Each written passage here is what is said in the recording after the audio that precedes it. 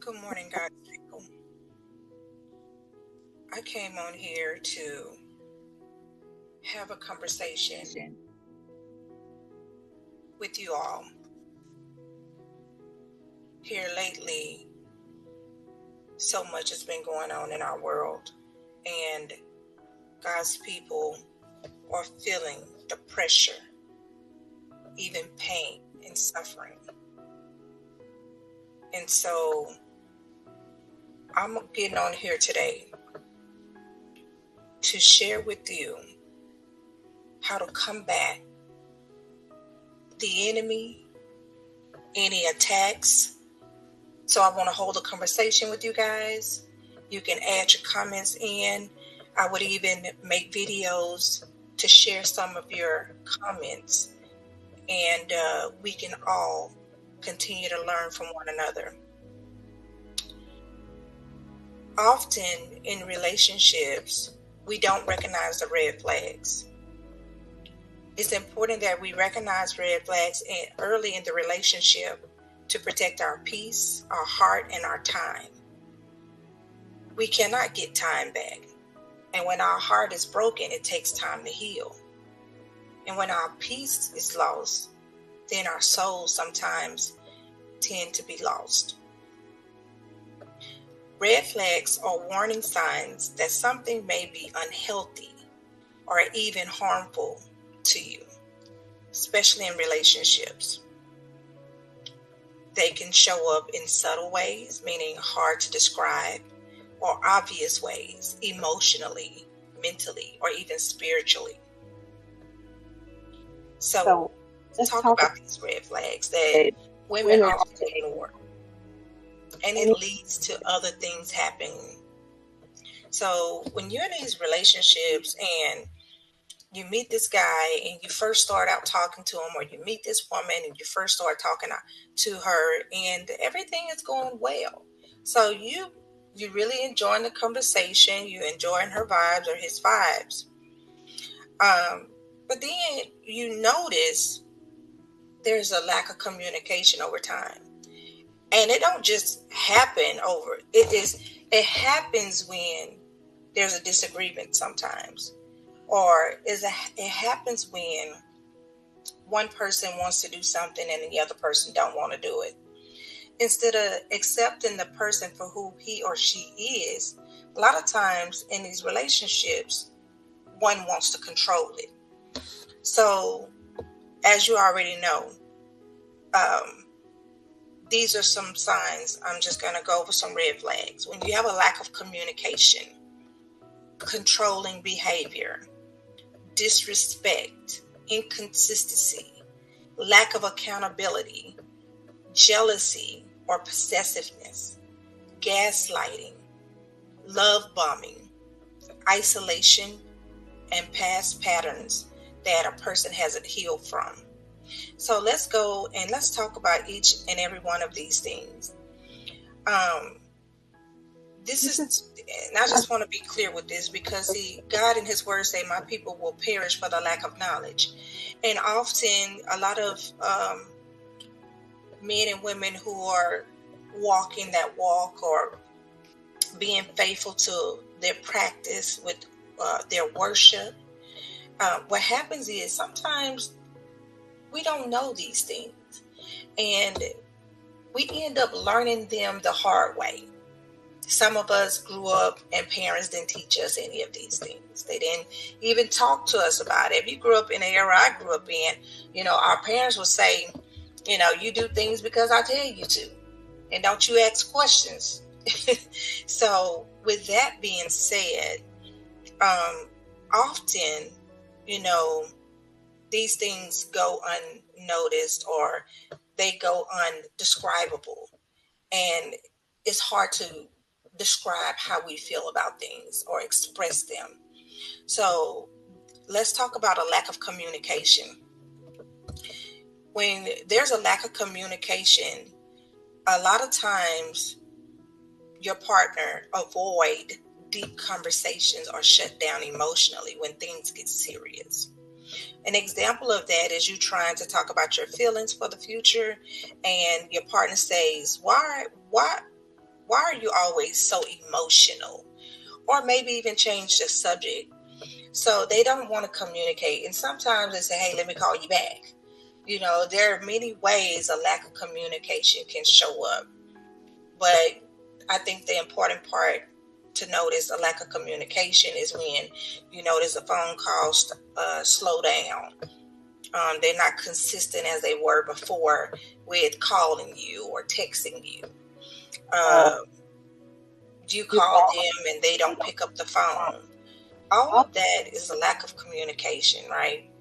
A lot of times, a lack of communication can even show up when you're telling your partner how you feel about something that they did to you. And when you talk about something or you share with them, hey, you did this and it made me feel this way. A lot of times that partner, when they don't want to take accountability for that action, they'll say like, you're always blaming me, right? You're always blaming me. And then they shut down or maybe even hang up in your face. They don't want to talk about it. So a lot of these red flags intertwine with one another, but we're just going to go over some of these red flags. So when you're in these relationships, be careful, okay? Because, it gets deeper and it gets serious, especially if you're a spiritual person. It can do damage to your walk with your creator, right? So let's talk about controlling behavior. That's when your partner try to control what you wear, where you go, who you talk to. An example of that is your partner saying, I don't like you talking to other men or other women, even if it's like a family member, or tracking your location constantly, always wanting to know where you're at and what you're doing. These are controlling behaviors. These are behaviors, often, women think that, oh, he just really care about me. He just really loves me. But then it's taking it too far. And that controlling behavior can also intertwine with a lack of trust. Your partner may not trust you. And that's also a red flag, because in a relationship, you have to be able to trust one another. Disrespect, when your partner belittles thoughts or feelings or accomplishments. So, for example, you could be sharing something about like, hey, I just got a promotion. I'm so excited. And instead of, your partner being happy for you, they talk about their accomplishments. So it's almost as if it's a competition now. And that is unfortunate. But you do have, people that do that. Very disrespectful, right? You can say, talking to, for example, if this person is committed to you and they're talking to an ex, that's disrespectful. And not just any ex, one that they were intimate with, one that they have emotional feelings attached, and they feel like that it's okay to do things for them still in a committed relationship with you. That can be considered disrespectful as well. And they may not like it. And so then they may start giving you cold shoulders, or they may start, the communication get less, and that's when they want to slow down with communications. And sometimes that's a form of punishment. When people have the wrong intentions, they use a lack of communication as punishment to you. And instead of, you can use a lack of communication, like going, silent for a moment, just to give that person the opportunity to think about, do I want to further be in this relationship with this person? And so, you got different intentions behind what we do. Those intentions matter, because then it could lead to a deeper meaning. We'll talk about that in the next video. So, but disrespect, they belittle your thoughts, they don't really take into consideration what you say, or your feelings. You can tell them, hey, when you did this, this is how I felt. And, once again, they go to, you blaming them instead of, saying, you know what, I'm sorry. I never meant to hurt you. That was not my intentions. I could have done something different. But instead of doing that, they go off, they get angry. These are all also signs of being a narcissist. So, it's just so much to cover, but we can't uncover it in one night. But we just want to talk about these red flags in these relationships. Give you a heads up. Because God's people deserve to be in a place of peace, in a place where they don't have to worry about if they're making the right choices. You have us on this internet, and we can go over these choices with you, and we can talk these things out, be clear about it, bringing clarity to what's happening. Let's talk about inconsistency. There are people, sometimes they say things and do something different.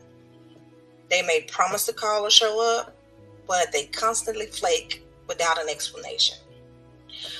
Oh, well, I'm tired. I'm going to call you back when I wake up. And they wake up, they don't call you back. Oh, well, let me get this paper turned in. They turn in the paper, don't call you back. And a lot of this stuff, you can even share an experience, and you can say, well, I really appreciate when you say good morning to me. When you wake up in the morning, if you could say good morning to me, because we're in this relationship together. So when there's nobody else, there's me. And so when you wake up, I would love for you to acknowledge my presence. And they may do it a day, but then they go the next day and not do it. Or even they may say good morning or text good morning, and then right underneath it say, be blessed, or something like that. That's what I call a kiss and a slap. So if you sharing or conveying your thoughts with your partner and asking them or requesting them to say good morning to you when they wake up, that you would love that. And before they go and talk to anybody else, that they acknowledge your presence, making sure that you're a priority in their life.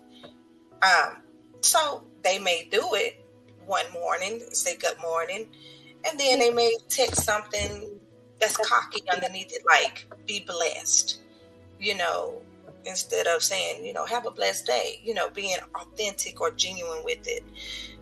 You could tell by the tone of the text that it's probably not genuine.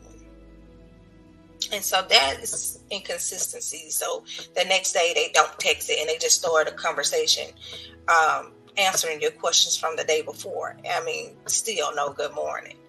But yeah, people do that. And so you got to be careful when you request something from your partner specific, and you expecting that partner to, be kind and courteous enough and respectful enough to honor your request, because they care about you. And when they don't do that, then you might want to think twice about that. A lack of accountability. A lot of times, our partners may not want to take responsibility, and they blame you. They blame you for sharing how you feel. And it's not my fault we argue. It's because you're too sensitive. Well, it doesn't matter who's sensitive, but if I'm telling you that hurt my feelings, I'm hoping that because you care about me enough that you will, not hurt my feelings like that. You would take that into consideration and not do it again. So just a lack of accountability, like, hey, look, you haven't been talking much, yeah, I've been busy, okay, well, I'm in your life. Could you acknowledge my presence at least? Oh, there you go. You always start stuff, so we got to make sure that we choose our partners carefully. Okay. They need to be able to take accountability for how you feel, or something they did, or something they said made you feel a certain way. Jealousy or possessiveness.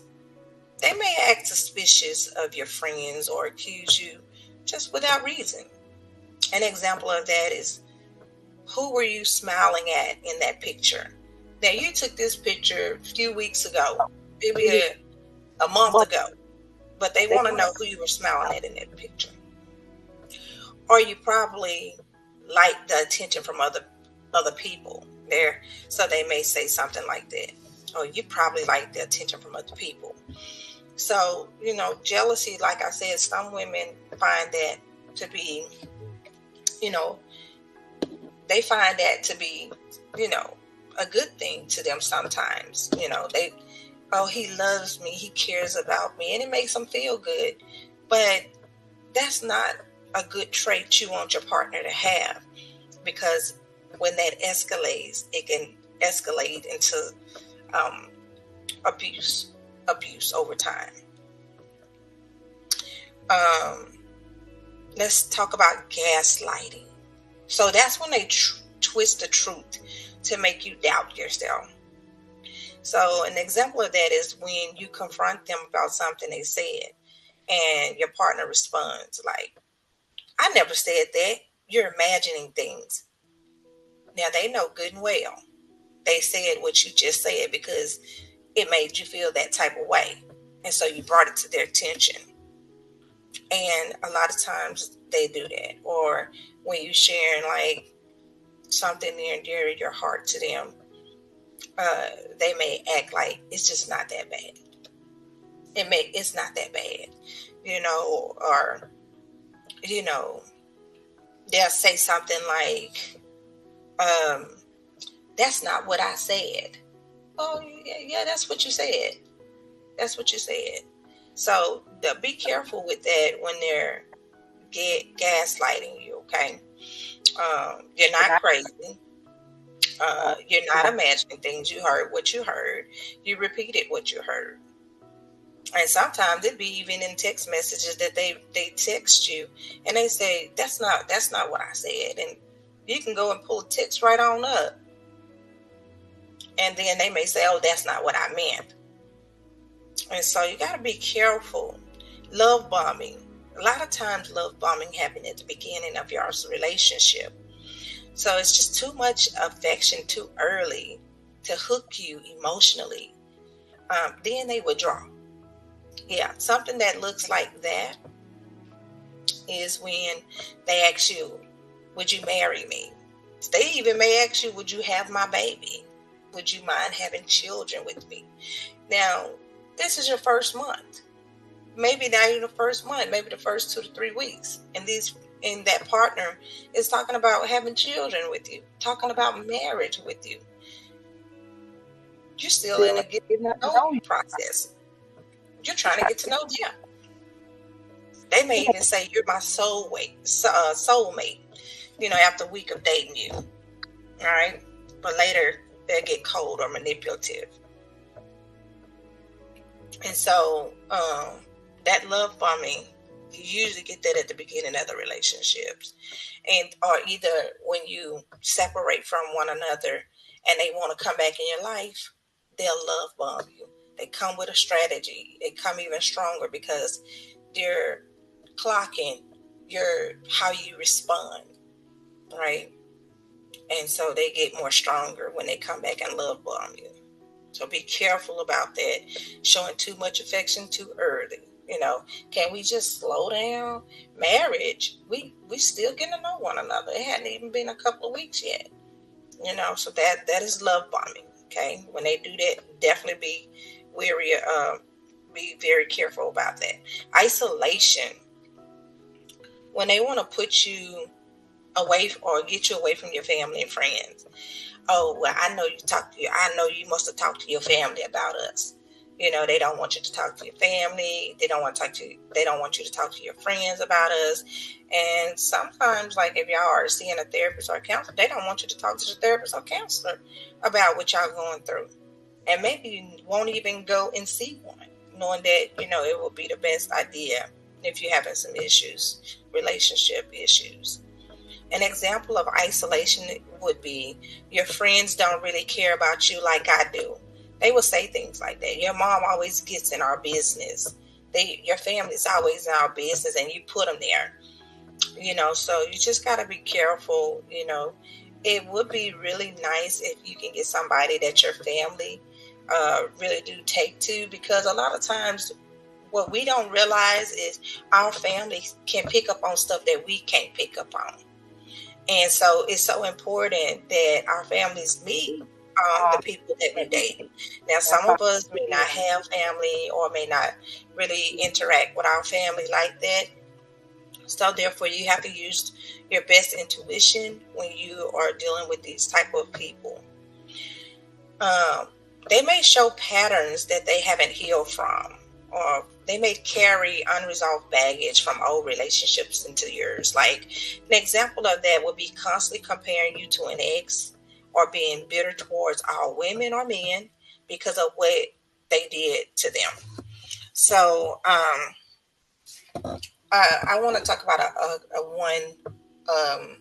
past pattern that I've noticed in some of these relationships that I've had the opportunity to encounter, and that would be trying to right a wrong from a previous relationship, or doing favors for an ex because that ex helped them when they needed help, maybe from years ago, 4 or 5 years ago, or 10 years ago. And so this ex has been in their life, and they may just call every now and then or once in a while and ask for a favor, and your partner be like, well, they don't call all the time, they don't ask for nothing that much, and because this person helped me back then, I just I thought I just pay it forward since it wasn't that much, or that it wasn't a big deal. But we got to be careful. All right. Don't let these things continue in our relationships. And just a bonus red flag is when your energy is being drained. So after talking to a person, rather in a relationship or not, you often feel confused, anxious, or emotionally exhausted. Or some people may feel anxiety. That's part of being anxious. But after talking to these people, like your spirit is just not sitting right with them when you get off the phone with them. Sometimes they rush you off the phone, they hurry the conversation. All these things, it just brings your vibration down and to a low vibration, and we never want to stay in a low vibrational state, because we want our blessings to flow. As men and women of God, we want these blessings to continue to flow. And so I just want you to know about these red flags. And it don't mean that a person is evil, your partner is evil or anything, but these are signs that either healing, growth, or distance is needed. So if you got multiple red flags, especially with no effort for your partner to change or grow, it's usually a sign that you probably need to let go. Let go, okay? And protect your peace. So you want to let go in a loving way and protect your peace. So if you want to talk more about these red signs, red flags, we can do that. But just wanted to go over this with you guys, men and women of God. Be careful out there. You got to make sure that you guard your heart at all times. God talks about putting on the armor of God in the Bible. Put on the full armor of God. Make sure a lot of times these red flags happens through, a lot of times it's not mental or physical abuse, it's mental abuse, right? And you may have to, or it may be spiritually. So either it's going to be physical or it's going to be mental, right? And so a lot of times we got to be careful and keep our peace safe. So, but that's it for today. I pray that you guys make sure that you continue your walk with God, and don't let these type of people bring you to a place where you can't call out to God, you can't pray, even if it's just a mumble of calling out God's name. Do that, because He hears you. And just that little mumble, or that just little hum, you might just need to hum it. just that, it'll bring eventually fruit will come from that. So I know sometimes it gets hard, and when someone is draining you, it's harder because you're losing energy. So we got energy vampires out there. So we just want to be careful, men and women of God. So, but that's all. Thank you for listening and sharing your comments. Put comment down below. And like I said, I will shout you out in our next videos. I will make sure to always do a follow-up video to this and shout you out, talk about the responses that I didn't go over. You know, we are one body of Christ. I may not hit on or touch on everything. And the good news is you may find something you want to touch on. You want to share with other men and women of God. This is just a platform for us to communicate, to know that we're not alone. You're not alone.